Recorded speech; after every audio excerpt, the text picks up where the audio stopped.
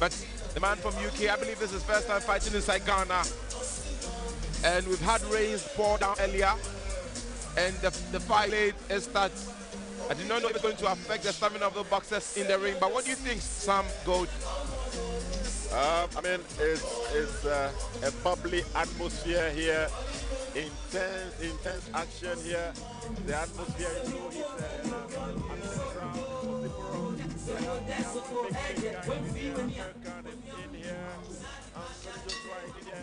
Denzel Bentley is right with us in here by ringside, as we prepare for the start of the second round. You cannot help but behold the size disparity between Abdul Khan and Joseph Saki. Let's be reminded that some people have traveled many miles to be in Ghana for the very first time to see this bout happen. That tells you the love for this fight alone. 2 days before this fight, the place was already sold out and people still wanted more seats. And I must say, even those who had seats to sit couldn't have.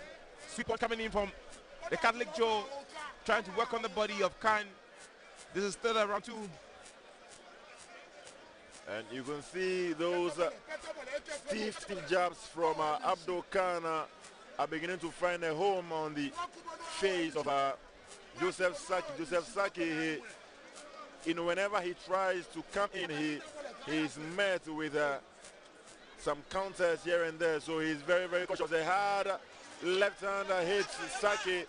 Saki being aggressive, but he's still coming forward. A couple of low blows in there, but the referee allows it to go. Abdul Khan, 12-0 boxer. He fights out of Bouts in the UK, trains out of the Elite Boxing Club. Head trainer is Alex Macvianco, and he tells me he needs a Ghanaian nickname, so I gave him Blofo Jata, meaning the White Lion. Round 2 underway at this moment. And still here in coming position, we have the very vastly experienced Spence Oliver here with me. Spence. Thank you very much, sir. Yep, looking forward to this one all week. Abdul Khan is a lovely kid, infectious, grows on you. I've spent a lot of time with him, around him. Obviously the cousin of Amir Khan. Great opportunity for this young man, get some international experience against a very tough guy in Joseph Saki, who can really punch. All 7 of his victories inside the distance. So it's a good step up for Abdul Khan, but the team have been very confident, and he's boxing well here. He's putting Saki on that back foot. He's not allowing him to control the space at all, which is good, and using good foot movement as well. There you go. Lovely 1-2 in and out. Distance control is brilliant here from Abdul Khan, and this is where he doesn't want to be. He doesn't want to be sitting on the ropes, and he doesn't. He spins there. The referee gives him a warning, which was pretty harsh if I'm honest. But there, lovely 1-2 again from Khan.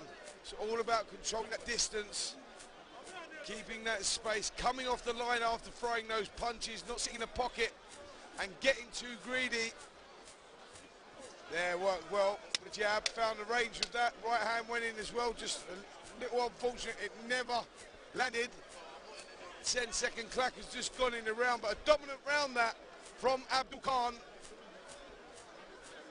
Saki complaining in the opposite corner that he's been hit on the back of the head. Still complaining. The referee's going to give him a bit of time here. We need to note that Saki traditionally is not a left-handed man, but I must say that he's trying to use his left hand in the ring because I believe his coach has told him that his opponent has studied him very well, so he wants to confuse his opponent by coming in as a left-handed man. But traditionally, he's not a left-handed man. We don't know if that is going to steal his stamina away, or his coach has a backup plan to make up for that deflection of stance that he naturally has. Yeah, they've obviously come up with a game plan. They've seen something in the Khan captain they fancy, but he's leaving himself wide open by doing that. And there we see some of the good work from Khan, moving the head after throwing his shots as well, which is always going to come off that line. Yeah, impressive round that from Abdul Khan, and he looks in complete control. It's round 2 already, and although Saki's looking very tired, but I must say he's a man who is known for going on the 8th round. Don't let his weakness fool you. He could make you lag, get tired, and pull you all the way to the 8th round.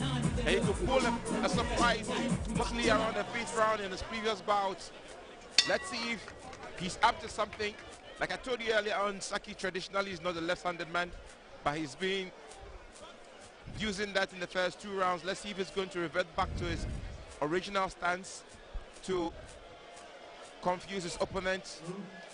We're still in the round 3. Once again, this Legacy Rise promotion. We're live on that Zen on YouTube. Of course, and you can see that up to this verified, Abdul Khan is the most formidable opponent for Joseph Saki. So far, he is the only undefeated boxer. He's the boxer with the highest pedigree that he's faced so far.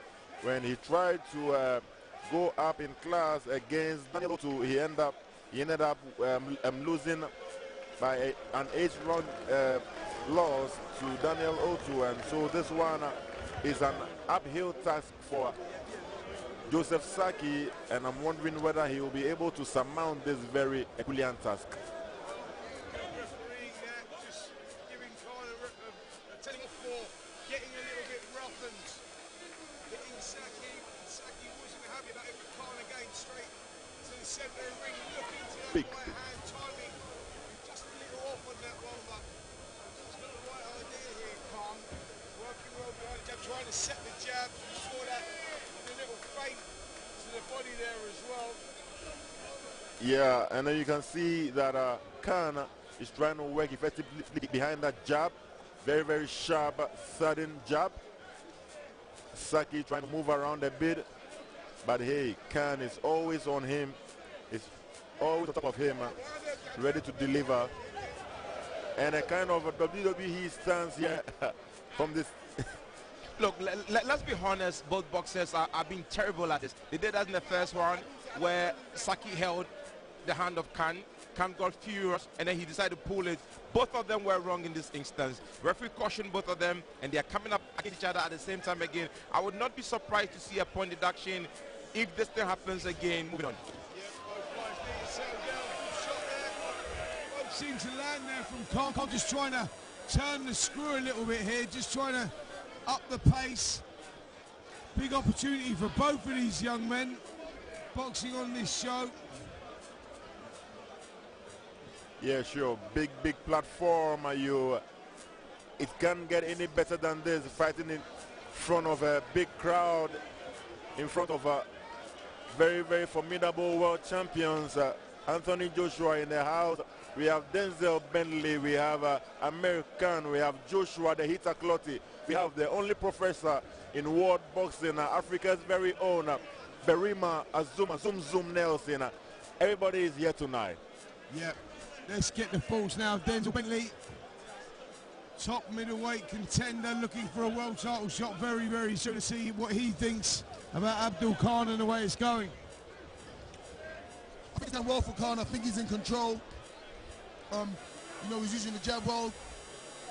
Good selection of shots also. He just needs to be careful what's coming back because his opponent's throwing really well. And he can get clipped. We've seen that all day today. When fighters think they have their there.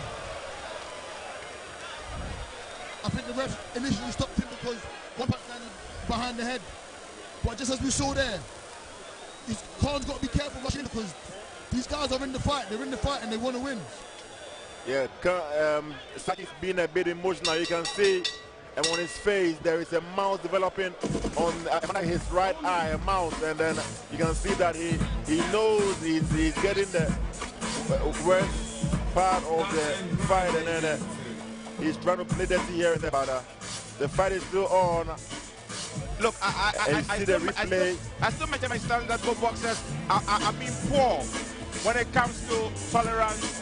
Because look at the replay, one make a mistake, the other one also make an equal mistake as well. How can you give such a blow to the back? Terrible. Let's be honest there, that was a serious shot. That hitting him on the back, the way he done that was intentional, and he was very fortunate. He never got a point deduction there. The referee just needs to get hold of this one, calm both down. They're both maybe guilty of trying to over-impress at times. Khan's boxing well behind the jab, keeping the distance very well. He's got to keep his focus as well, because Joseph Saki is a dangerous kid, and he now knows he's falling behind the points. Look, the referee knows who is making mistakes. When you make a mistake, the judges are there to correct it. The judges are there to deduct it. The judges are there to score you. So if one man makes a mistake and you feel making a mistake is going to solve that problem, it's going to go against both of you. Or what do you think? Yeah, no, I don't think anyone can afford to get a point deducted in this fight. So they have to clean it up. The referee's just warning them now to clean it up and keep it, you know, professional. And I think it's in their interest, both fighters, to do so. Yeah, sometimes, you know, I'll refer to the fight between Joseph Agbeko and Abner Mares, where you had Abner Mares consistently, you know, pestering Agbeko with low blows, as many as 21 low blows in that fight. And the referee, Russell Mora, did a very, very bad job on that night. Maybe, just maybe, if Agbeko had managed to retaliate in that instance, it would have that would have deterred Abner Mares from going on. But I mean, it doesn't take away the fact that boxing is fought with rules. Yeah, you need to obey the rules. When you make mistake, it's going to go against you on the scorecard. And I'm very happy that the referee has meted us warnings to them. And anyone who's going to go otherwise, I would not be surprised if I see a point deduction on their scorecard. I mean, I think the referees tonight have done well in the sense of picking up on fouls and, you know, warning the fighters. The only thing I can criticize the referees on is giving the opponents too much time to recover. The only thing, but other than that, tonight they've done a good job. Yeah, you can see a kind of welt on the right side of Khan's face. Both boxers have been bruised at this point. But there's one tactic I love from Khan. He's not allowing Saki to come on in the inside. Whenever Saki tries to come on in the inside, he pummels him with left-right counters here and there. He wants to keep the fighter outside. And that's also the power of the jab. He's using the jab very well to keep the distance. Whenever his opponent comes in, Khan takes a step back and throws the jab out there. He will feint his opponent right hand and come back with a jab. That was a beautiful left hook he landed there. And there you have Saki again doing the rough tactics. Well, we must be remember that both boxers have been won. They have no benefit to themselves if they go in dirty again, because they've got a caution from the referee and his eye is keenly on them. It's just a fourth round. They have 4 more rounds to go. We'll see whose stamina can sustain. But like I said earlier, Saki lost his last bout. He's coming in revengefully. Khan has never lost any bouts, and he doesn't want this to be his first loss. So both boxers are coming in with some level of anger in this game, and maybe that is what you said earlier, that they're trying to over-impress, which is not the best, because you need to play by the rules. Over-impressing is only going to make you bad on the score sheet. Yeah, I mean, both fighters have a point to prove. Saki wants to bounce back from a loss, and like you said, Khan is undefeated, and he's in a foreign country. He's in a foreign country. He's in a country that he's not familiar with. He's happy to be here, as he said, but at the same time, you know, there's a lot of pressure on him to perform, on him to get his name out to the Ghanaian public, so that they want to see him again. So he wants to overperform to show that he is a good fighter. So maybe sometimes, like you said, he can fall into mistakes by trying to hard, but I think he's controlling the fight really well. And as the rounds have gone on, he's fallen into a nice flow. Look, this is the reason why you have coaches. This is the reason why you have seconds at the corner.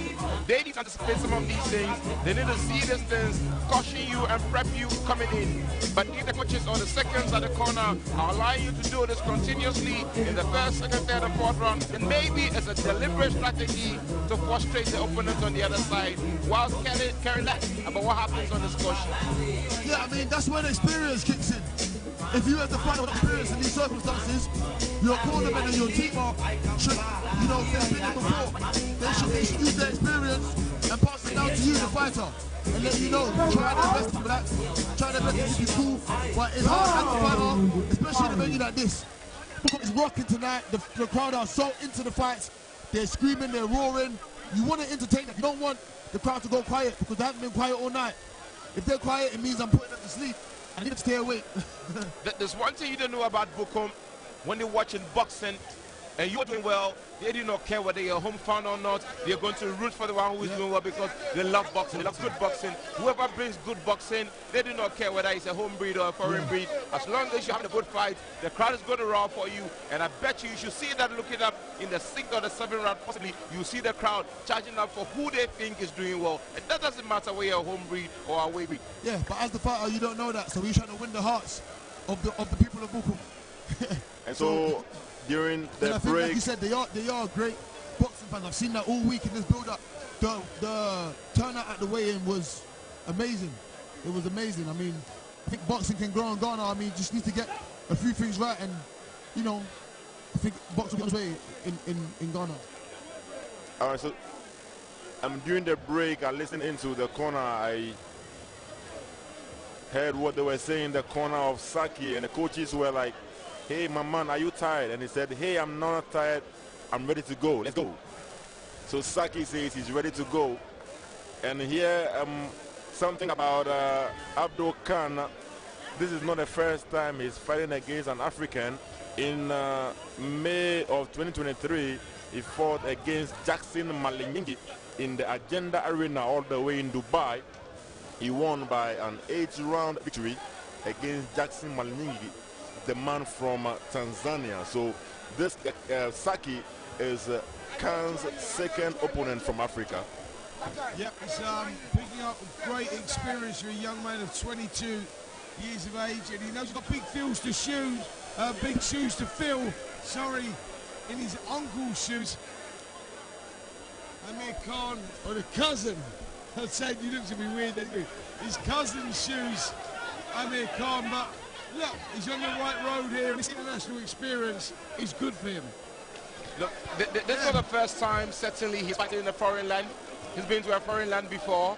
Maybe this is the first time he's fighting in Ghana or Africa, but he's not new to fighting outside. And when he has a big shoe to fit in, hey, the world is watching. You must prove that the bloodline has boxing inside of it. Yeah, he's carrying a heavy last name in Khan. And he has, you know, his relative there. Oh, great right hand again by. Oh!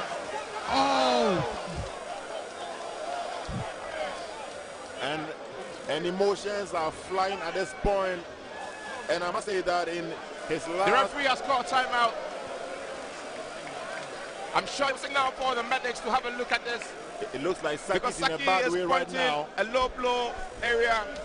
We did not know. I think it was borderline. But, I mean, if the ref's going to lie, look at, we've seen this before with Danny Dubois and Usyk. Hey, listen, I'm going to have to say, mate, I'm going to jump in here that he was hurt badly there to the body, to the head as well. And to me, it's like he's just looking for a way out here because Khan was getting on top. And you saw there Saki getting caught with big shots. I'm glad the referee now is telling them to box, or he's not. He's actually telling Khan, he's giving him the right act, but... Yeah, you can see AJ in the shot right now. Anytime he's in the arena watching boxing, he feels he's going to enter into the ring because boxing is love for him. And to him, when he's watching boxing, it's like he's firing. Beautiful left coming in from Joseph. Nice one. Taking a straight in close punch against Khan. Eyeball to eyeball. Yeah, Khan in complete that was control. terrible for Joseph to Saki to raise his feet in this round. Saki is really getting angry. Come look very relaxed. I don't know what the are doing, but he looks very relaxed. He looks very calm. He doesn't look intimidated. He's into it well now. He's finding good. He's starting great. He's landing shots, good shots. He's hurting Saki. And Saki's not enough to answer for him. You know, he's got to pick up on his defense, Saki. Because if not, he makes the fight. Yeah, he's found it there. He's found his rhythm. That's exactly what he's done. The time was there. There we saw the slow-mo on the monitor. The body shot that went in. And the right hand over the top as well. All over good shots. But yeah, he's found the rhythm on Khan. And now he just has to build on that because you saw the frustration in Saki's face getting around, sticking his tongue out, doing all the movements. You know that you're getting mature kid, when he's doing that, that's a sign of weakness in many ways. Yeah, I mean, it is. It is, but sometimes fighters do things to try and throw their opponents off. Yeah. But Khan's mindset right now, he's tunnel vision. You got them off right now. He's in his flow, he's in the rhythm. He knows he has his man hurt. And this is where his experience is kicking in. Saki, I think he may take him out this round. I'm telling you what, he didn't want to get off his stool right then. The corner forced him out of that round, but he's nearly done here. Look, Saki is a man that does not go down even if it's losing. In his last defeat, he went all the way to the 8th round. So, of course, you should expect him to employ some tactics to kind of catch breath and come back inside again, because he knows he's not a man who backs down in any of the round. He needs to go all the way to the end to send his next opponent a warning that this is the kind of man I am.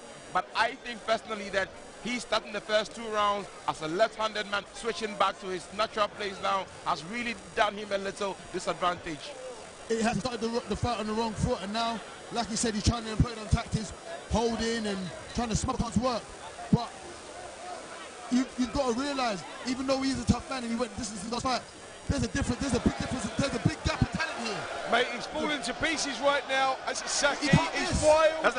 The game plan's gone, and he's leaving himself wide open. He's going to get knocked out here, Saki. Very terrible leg work there from Saki.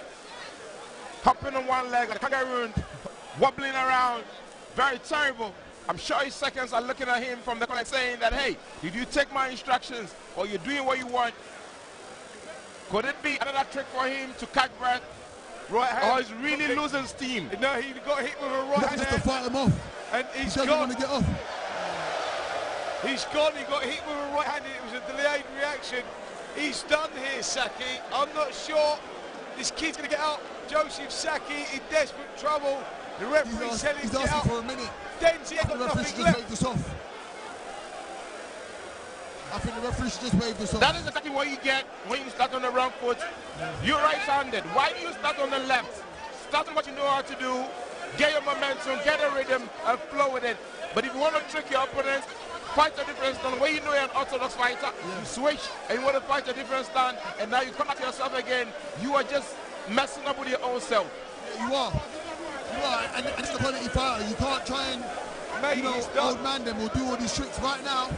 He's buying a lot of time.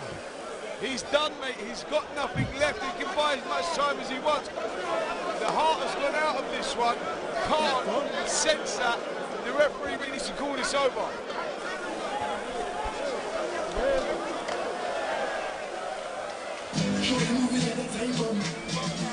We didn't see this coming because Saki always go all the way to the 8th round.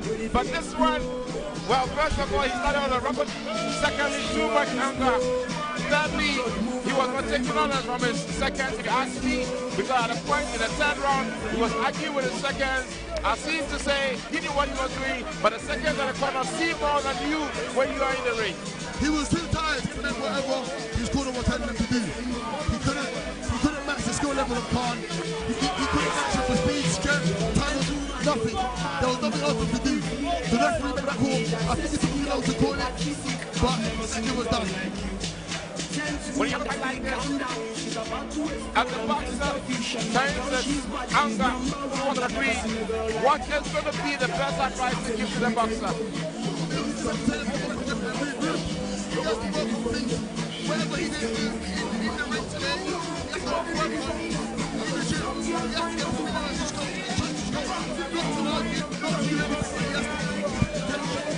and listen to his corner and try and implement those things. That's what he needs to do. Once again, Khan looks to be like he's going to be having 100% record fight win out of the country for the first time out of different regions. He's fought and he's dominated, and he still remains calm.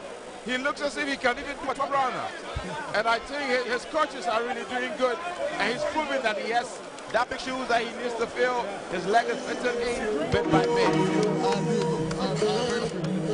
So it's a dead straight win for Abdul Khan, and it's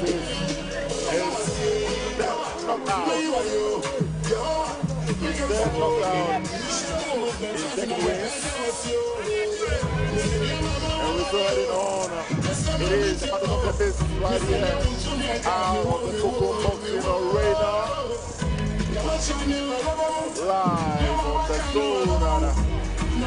Brought to you by Legacy Rise Sports and also American Boxing Promotions. Still to come, we have Daniel Gors, bantamweight encounter, and also we have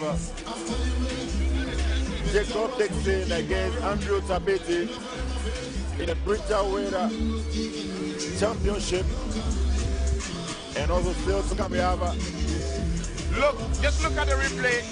Some of the punches of Saki was blocked by Khan just using his weak hand, and that tells you that the punches from Saki was not too strong enough. He was wobbling, and he turned his frustration to the referee. But Spence, do you think that Saki overreacted when he was pushed? I'm saying that, do you think that Saki overreacted over the push? Absolutely underreacted. Saki was completely gone and finished at that point, and he was really looking for a way out. I think he's overreacted. The referee done the right decision by stopping him.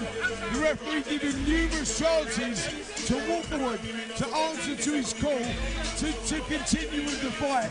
He didn't respond, didn't want to continue. The referee's got a duty of care. He has to look after the fighters and decide when the fighter's had enough. The fighter virtually said he'd had enough of himself. Good shout by the referee, good stoppage, and a good win there from young Abdul Khan. Onwards and upwards for him, and for Joseph Saki, it's back to the drawing board. All right, so we're heading on for our very next bout. It's possible we're going to have Abu Kamoko, the son of Brian Makamoko, the boxer known as Ambitious Tilapia. Look, before we even go to the next bout, look, I was thinking at a point that the referee was going to save him because Saki complained the most in this bout. He complained of a low punch, he complained of holding, he complained of hand hitting his back. He had the most complaints. Oh, and he's gotten so emotional. He's down this point. He really wanted to win this fight, and I'm sure he put in all the effort. But hey, there's a saying that he who fights and runs away lives to fight another day. Listen, it was very tough. Saki in there, very tough. He was finding things very difficult, and as Khan got into any sort of rhythm, it was becoming harder for Saki, and he was getting caught with some big shots, and he slowly, systematically got broken down. And I think now it's only just kicking in. He recognises he wishes he would have carried on. I think he gives the referee no choice but to stop the contest. But let's get this final decision right now. Look, there's going to be the worst fight loss for Saki because he's never lost a bout below 8 rounds. And this the winner by technical knockout, Abdul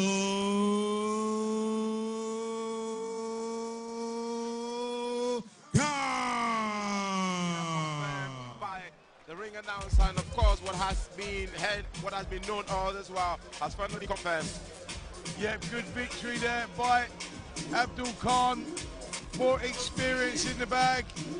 Onwards and upwards.